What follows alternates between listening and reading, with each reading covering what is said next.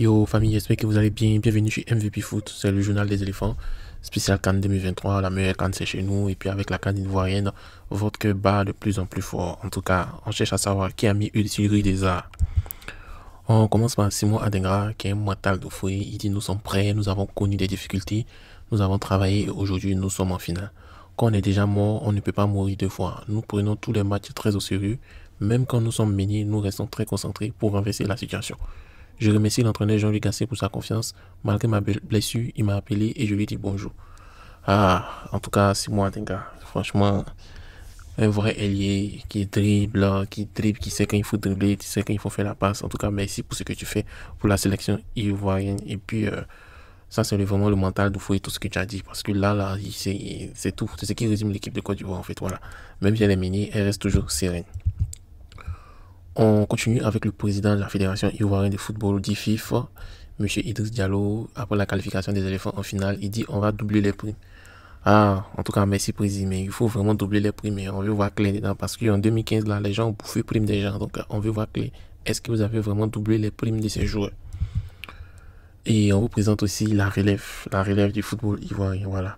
On a à gauche Simon Adingra et à droite Lazare Amani. Les deux là, ils savent tellement jouer ensemble. Regardez comment Simon Adingra est content parce qu'il connaît son élément, il sait comment son élément joue. Et je pense que ça va être une des surprises pour la finale contre le Nigeria. Le maestro va sortir la maestria. On a Seko Fofana qui rend hommage aussi à mon oncle Jean-Louis Gasset. Il dit on a énormément de reconnaissance par rapport à ce que Jean-Louis Gasset a pu faire avec le groupe. Je pense qu'on est dans la continuité de son travail. Le groupe, c'est lui qui l'a sélectionné. Peut-être qu'il fallait passer par cette épreuve pour donner un déclic à cette équipe. Mais je pense honnêtement que s'il avait été là, ça aurait été la même chose aussi. On a une grosse pensée pour lui. Je sais qu'il a une grosse pensée pour nous. Les au revoir ont été difficiles avec énormément d'émotions, de pleurs, aussi énormément de paroles. On savait qu'on devait le faire aussi pour lui. Je pense qu'il participe aussi à cette victoire. En tout cas, un très très beau message à notre oncle Gassi. Ouais, c'est vrai que du jour là, tu fais des éloges, mais faut savoir aussi que non, Faye MS aussi, il faut faire son éloge, quoi. Parce qu'on attend aussi l'éloge de Faye MS parce qu'il a su faire les remplacements, il a su écouter le peuple. C'est ce qu'on attend d'un coach. Et voilà, il y a un séisme dans le monde du football. En tout cas, il y a une nouvelle règle qui arrive, le carton bleu. Habite là, il a 2 poches. Maintenant, il aura 3 poches. Donc, on dit le carton bleu permet d'exclure temporairement un joueur pendant 10 minutes s'il commet une faute qui empêche une attaque dangereuse ou s'il proteste trop violemment une décision de l'arbitre. Donc, en gros, bleu plus jaune égale rouge. Donc, jaune plus jaune, ça donne rouge. Bleu plus bleu égale rouge. Là, on comprend plus. Carton jaune, carton rouge, carton bleu. Déjà, même un jaune et plus rouge, ça nous mélange l'esprit. Voilà, carton bleu qui vient mélanger encore notre esprit. Bon, en tout cas, on espère voir ce que ça va donner. Puis moi je suis un des farouches opposants.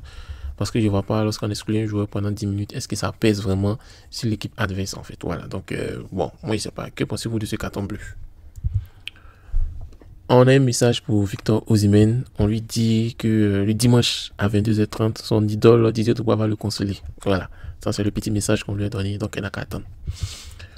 On a la Bundesliga qui félicite Sébastien Haller et puis Odilon Kosonou pour les qualifications finales. Voilà, tous ceux qui connaissent la Bundesliga, c'est le championnat allemand et Sébastien Haller et Odilon Kosonou sont là-bas. Eux, ils parlent allemand et ils jouent là-bas. Donc, voilà les dignes représentants de la Bundesliga dans la Coupe africaine.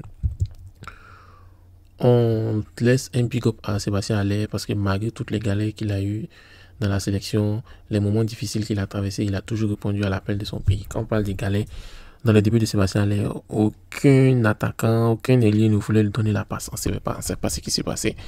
Et c'est ça qui nous a pénalisé lors de la Coupe d'Afrique au Cameroun.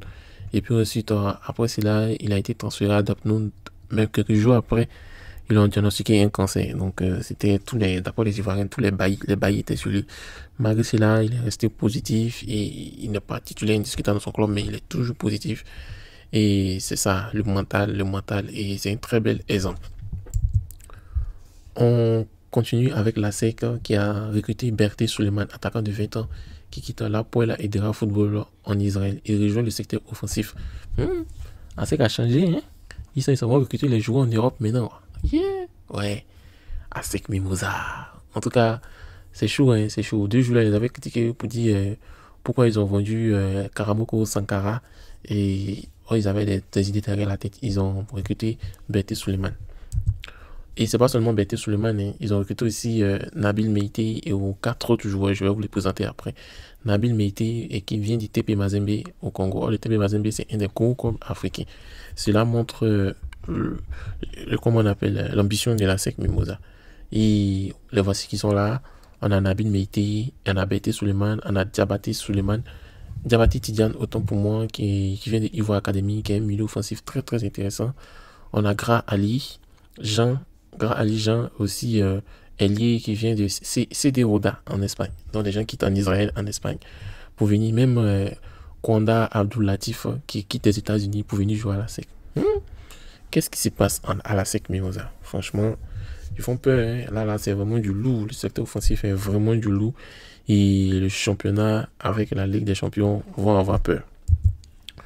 On continue avec Yodé Isiro qui parle de la vente des tickets. C'est la mobilisation de la finale. Il dit, j'ai dit, oh, vous qui avez les tickets VIP là, pourquoi ce sont les petites filles là qui se retrouvent dans les VIP? C'est vrai qu'on aime bien leur collant, hein, mais soyez un peu responsables. Les VIP sont en train de chercher les tickets, ils n'ont pas, et c'est les petites filles là, on voit. On ne veut plus les voir. Hein. C'est vrai qu'on aime les collants, mais dimanche, on veut tout le monde en orange. Voilà. Vous payez ticket VIP pour aller donner aux filles qui vont aller snapper en VIP. Or, pendant que les officiels, un peu comme l'ambassadeur de la France, comme ça, ils n'ont même payé un ticket VIP. Franchement, c'est le problème du ticket là. On n'a pas les risques. Bon, prochain, passons à autre chose. Donc, merci beaucoup d'avoir suivi MVP Foot. On vous rappelle qu'on est sur Facebook, on est sur YouTube, on est sur TikTok. Et aussi, on a Team 225 Actu du jour qui va faire l'actualité. En bref, footballistique ivoirien et, comment on appelle, international.